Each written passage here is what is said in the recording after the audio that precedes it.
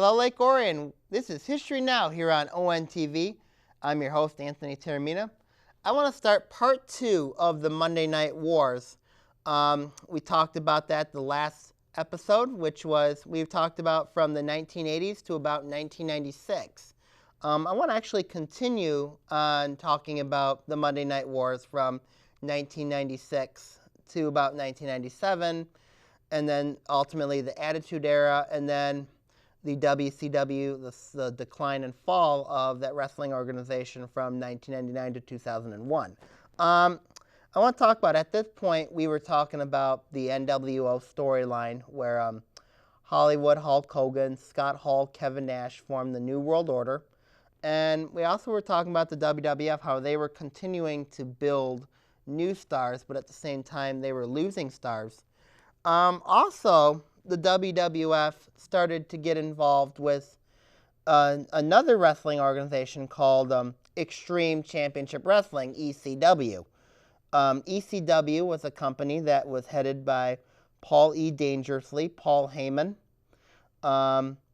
Also, it used to be a wrestling company called Eastern Championship Wrestling, which was a show based on another NWA-based show. Shane Douglas at the time would end up winning their championship, the Eastern Championship Wrestling Championship. And as I said earlier with the NWA, they had a board. They didn't want him as their champion. So Paul Heyman and Todd Gordon, who was also the head of ECW, agreed that they wanted to break away from the NWA. So they ended up doing so in 1994. Shane Douglas won an NWA tournament, and he ended up denouncing the NWA belt. He actually dropped the belt, spit on the belt, and as a result, he ended up, along with Paul Heyman and Todd Gordon, ended up forming the foundation for what would be Extreme Championship Wrestling, which was based out of Philadelphia, Pennsylvania. And they would wrestle in bingo halls and several smaller venues throughout the country, but what they promoted was hardcore. You had tables, you had weaponry, you had boards, just violent, extreme, very edgy, and the WWF, as a result, back in 1996, recognized ECW as a wrestling organization. Both companies would take ECW stars. Now, but the WWF would compensate ECW, would promote ECW on their shows, and whereas WCW would just take their stars and not pay ECW back any. So it resulted in a rivalry of sorts between WCW and ECW, and ECW was. WWF was helping fund ECW a little bit, and but it also caused the WWF to start getting edgier with their storylines. They changed their appeals. Instead of families, instead of the quote babyface heel type wrestlers, you had what you call tweeners, which were wrestlers that could be seen as baby faces, that had heel characteristics, or heels that had baby face characteristics. In many ways, they started also adapting the violence that the WWF or that ECW had, and they started to appeal to teen males, which was mainly that 14 to about 32-year-old demographic. Started to have violence, but also they started to have sexual situations where they brought in divas and valets, where they would promote their bodies, and also it caused there was a lot of ripple effects. There was some concern that the WWF might lose viewers because of this change in demographics.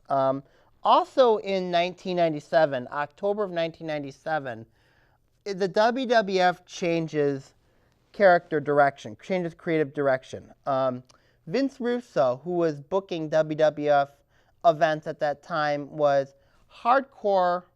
He liked skits. He liked segments. He liked he focused more on like interview segments. As a result, there were several characters who benefited, like a Stone Cold Steve Austin or a Triple H or a Rocky Maivia, who would become The Rock. Also, the alliance with ECW was benefiting, even though it was seen as a rival company. The alliance with ECW was also benefiting the WWF. But it also impacted other stars like Vader, who never really found his niche with the Attitude Era, the future of the Attitude Era. Bret Hart, and we'll get to him in a second because I want to bring up the situation that happened in Montreal, because the Montreal screw job would play a role in the history of both the WWF and WCW. The Montreal screw job, we'll go brief here. Bret Hart was offered a 20-year contract with the WWF. He signed a 20-year contract with WWF back in 1996. He had the option to go WCW for much more money, and Bret Hart chose to stay with the WWF because out of loyalty for Vince McMahon. And as a result, he was making a lot of money. The WWF was losing money at the time in 1997. So Vince McMahon encouraged Bret Hart to renegotiate with WCW, knowing that he couldn't pay Bret the amount of money that he was given in the contract. So one thing Bret Hart was against losing the WWF Championship to Shawn Michaels, whom they both had legitimate heat. Bret at the time was WWF champion, and he was against losing the championship to Shawn Michaels, especially in Canada, which was his home country, and Bret Hart was a patriot in Canada, and he still is today. So as a result, there was a screw job planning to screw Bret out of the title. It was led by Vince McMahon, Shawn Michaels, and there were several other people that were involved, but the main perpetrators were Vince McMahon and Shawn Michaels. So they ended up pulling the screw job at Survivor Series 1997 in Montreal, Canada, where Shawn had Bret trapped in the sharpshooter, and referee Earl Hebner rang the bell, calling for the end of the match. But the thing was, the match was not supposed to be over. Bret Hart was supposed to reverse the sharpshooter. They had agreed on a disqualification finish, and Hart planned to forfeit the title the next night on Raw. And as a result of the screw job, Michaels became champion. Hart was enraged with McMahon. Hart punched McMahon in the locker room, and Bret was off to WCW.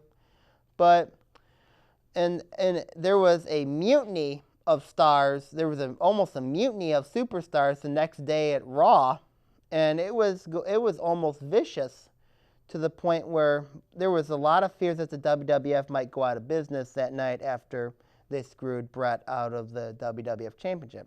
So Vince McMahon held a meeting of the stars, and with the support of The Undertaker, who was seen as the locker room leader, said, okay, what's happened's happened. And Bret encouraged stars from the WWF to have the show go on. And as he was going to WCW, he encouraged the stars in the WWF to keep with their WWF contractual commitments. There was a few stars that would leave to WCW along with Bret, but the majority of stars stayed. And as a result, Vince McMahon used what happened in the real-life screw job of Bret Hart to end up becoming a villain, a heel. Vince McMahon put himself, because prior to that he was seen as an announcer, a babyface announcer. Now he was going to become this evil Mr. McMahon corporate persona and feud with Stone Cold Steve Austin, who at this point, Stone Cold Steve Austin became the top babyface in the company. He promoted the Bird. He promoted the. He was a great wrestler, a great talker. Just what the demographic fan from that basically that 18 to 32-year-old fan base would absolutely love and wrestle. Hardcore, anti-establishment. So as a result, business ended up starting to boom for the WWF by late 97, early 1998. Now, as a result of what was going on in the WWF, WCW, the NWO storyline was going on for 2 years. There was also a lack of creative direction. It ended up with the same old storyline ending. The NWO wrestlers were beating up the WCW wrestlers, spray painting them, branding their backs, NWO. And as a result, the storyline for WCW started getting stale. And it got to the point where their fan base was going to younger kids, their parents, and their families. Whereas the WWF was getting all hardcore. They were having these hilarious moments where DX would go in and invade WCW to Generation X. They were establishing new stars. WrestleMania 14 in 1998 established the Raw era, or the Attitude Era, which Stone Cold Steve Austin beat Shawn Michaels, became the WWF champion, was feuding with Vince McMahon, and business was booming. And at that point, WCW and the WWF were both getting 5-point ratings going into from 1998 to 1999. The real ratings war was on. And all this was encouraging millions and millions of viewers to come out and watch the shows, encouraging fans to come attend their shows. I mean, this was great business for the professional wrestling business. And many, many stars, many owners, Vince McMahon, Eric Bischoff, everybody profited from the fans and viewers coming out and watching these two companies, well, three if you count ECW as well, go at each other and promote wrestling at its best. And also WCW ended up promoting another star, and Bill Goldberg, who had 173 wins. But this was the beauty of what was going on in wrestling in 1998. I mean, they were fighting wrestling wars through and through, and it was just a great era to be a wrestling fan. When I come back to History Now, I'm going to talk about 1999 and eventually the downfall of WCW. Here on History Now, here on ONTV. We own a Habitat home. I love working on my Habitat home.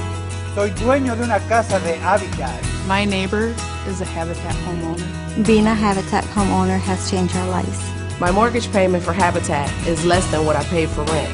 Habitat for Humanity of Oakland County currently has homes available with mortgage payments lower than most rent payments. If you or someone you know needs decent and affordable housing, call 248-338-1843 or visit our website at habitatoakland.org. Hello, Lake Orion. Welcome back to History Now here on ONTV. I'm your host, Anthony Termina. Now we're on 1999. 1999 was a big moment for both the WWF and WCW. Both of them were coming in with 5-point ratings. At some points they were 6, some points they were 7. But as a result, January 4th, 1999 remains one of the most important days in the history of the wrestling business. The WWF was taped. They were going live. WWF also was going live in 1998, but in this case they were taped. The WWF was going to have Mick Foley, Mankind, win the WWF Championship, beating The Rock. So WCW going through, they were promoting a big-time event at the Georgia Dome. They were promoting the rematch between Goldberg and Kevin Nash. Kevin Nash was the WCW champion at the time. And the WWF ended up providing a big show of their own. And as a result, Eric Bischoff told Tony Schiavone to release the report that Mick Foley was going to win the WWF World Championship. And then he released a comment that that'll put a lot of butts in the seats. And as a result, fans ended up tuning in to the WWF show. And as a result, when they watched Mick Foley win the world title, it was truly a genuine moment for for both Mick Foley and for the WWF because this was the first major championship, the world title that Mick Foley has won. It was provided a legitimate, great, feel-good story. Whereas with WCW, they had a main event of their own. They had Goldberg end up getting sent to jail, so Hulk Hogan took Goldberg's place. And as a result, Hulk Hogan and Kevin Nash were fighting, I say. But then Hulk Hogan touched Kevin Nash with the finger, and Kevin Nash went down and sold it like crazy. 1, 2, 3. Hulk Hogan wins the world title. Prior to that, the NWO was split into 2 factions, the NWO Wolfpack, the NWO Hollywood. The Wolfpack was red and black, the Hollywood was black and white. So as a result, they merged back and it became NWO 1996 all over again. So as a result, the WWF rating went up to 5.9 that night. WCW was 5.0. And it would begin a trend. It would begin a trend of WCW stars, excuse me, were now defecting to WWF.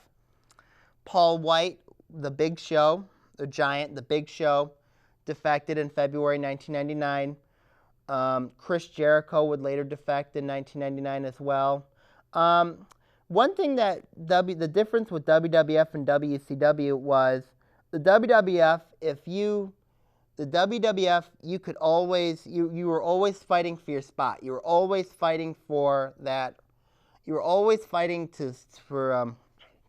in order to, there was always room for your character to grow. And if your character caught on, then your character would be, allowed to go up. Whereas in WCW, your spot was your spot. There was no upward mobility. There was no way of moving up. So a lot of the stars in the mid-card, I particularly talk about the cruiserweights, the mid-card stars. I talk about stars like Chris Jericho, Chris Benoit, Eddie Guerrero, Dean Malenko, Perry Saturn. Those stars were frustrated because there was no upward mobility. So as a result, they jumped ship to the WWF and they found success in the WWF. Whereas the Giant, the Big Show, was a top star, but he went over the WWF and he ended up benefiting. He worked with stars like The Undertaker and Kane. And, it was like night and day. It's like, but another reason for that was in the WWF, you only had to answer to one guy, and that was Vince McMahon. There was no other, whereas in WCW, you had to answer to different people and different people. It wasn't just you were answering to Ted Turner, you were answering to others as well. So there was a lot of office politics that was going on. And what was now going on in the ratings was Raw, with their edgy style in the WWF, kept dominating the ratings, whereas WCW was getting stale. WCW brought in a new show called Thunder in 1998.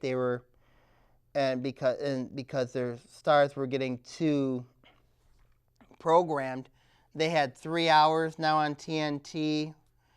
So they had a 2-hour time slot for TBS. That's a lot of programming to put your superstars in. And that got very, very challenging for the writers and for the writers of WCW, for the creative, the merchandising, and everything. And then with the ratings going down, you're losing money as a result of it. So the WWF had Raw. They eventually added SmackDown in 1999 to counteract Thunder. Then SmackDown ended up dominating Thunder as well. But then WCW had tried to do some quick fixes. They had Master P. They brought in rappers like Master P to do segments. They had Kiss perform a concert. Newsflash. Never, ever have a concert on a wrestling show. That does not sell tickets. So, and Eric Bischoff tried fixing this mess, and at that point, as he said, he had to answer to several other owners, several other people that were, quote, above him. Terry Tingle was a good example of of a person that Bischoff had answered. No involvement in wrestling. Bischoff should have been answering to Ted Turner, but that's not how Turner was operated at the time. They had the merger with AOL Time Warner. Ted Turner ended up no longer running the company. So in September 1999, Eric Bischoff was removed from power and was replaced essentially by Vince Russo, who had left the WWF in 1999, tried the same wrestling style that was successful in WWF, but that failed miserably. And at that point, in 2000, the storylines were going downhill. Hulk Hogan got screwed out in July of 2000. Vince Russo tried to create new stars, like a Jeff Jarrett, a Scott Steiner. They're good wrestlers. They're very, very good wrestlers, but because of the lack of creative direction in WCW, they lost $62 million alone in 2000. House show attendance were going down. The Bret Hart experiment in WCW failed, and as a result, the stars they were building were not positioning themselves well with fans. Whereas in the WWF, you had stars like The Rock, you had Triple H, Kane, other wrestlers that could control. You had Chris Jericho, they had very, very good program, very believable, and also they were incorporating the stars that they brought in from WCW as well into the WWF. So WWF made a big profit in 1999 and 2000, whereas WCW lost money, to the point where in 2001, Eric Bischoff tries to buy WCW from using Fusent Media Pictures, and ultimately he is unable to do so because of one guy who is seen negatively in wrestling, Jamie Kellner. Jamie Kellner was the head of Turner Broadcasting, and he took WCW programming off of TNT and TBS. So WCW was worth almost nothing. So March 26, 2001, the WWF ended up buying WCW for $3 million bucks. Now, ECW eventually declared bankruptcy as well, so the WWF bought them off as well. So then, March 26, 2001, TNT aired their final program of WCW, and it was very emotional because several wrestlers were losing their jobs. There were some wrestlers that were going to go to the WWF and join the World Wrestling Federation, and the WWF, as a result, had a quote, failed invasion storyline, but they also had a successful brand extension where they had stars that could wrestle on Raw and wrestle on SmackDown. They split it up based on the shows, and that ended up being very, very successful for a long, long time. But the legacy of the Monday Night Wars was all demographics, all points in life started loving professional wrestling. As I said, I became a wrestling fan during that time, 1996, 1997. I looked in the history of both the WWF and WCW and ECW. Wrestlers became names. You had wrestlers like Hulk Hogan, Randy Savage, The Undertaker, Bret Hart, Shawn Michaels, Scott Hall, Kevin Nash, Diamond Dallas Page. A lot of wrestling names, wrestling stars became bigger names. Stone Cold Steve Austin, The Rock, Chris Jericho. There's a lot of good names out there that became wrestling stars, wrestling names as a result of the Monday Night Wars. And the biggest thing is they got millions and millions and millions of new wrestling viewers.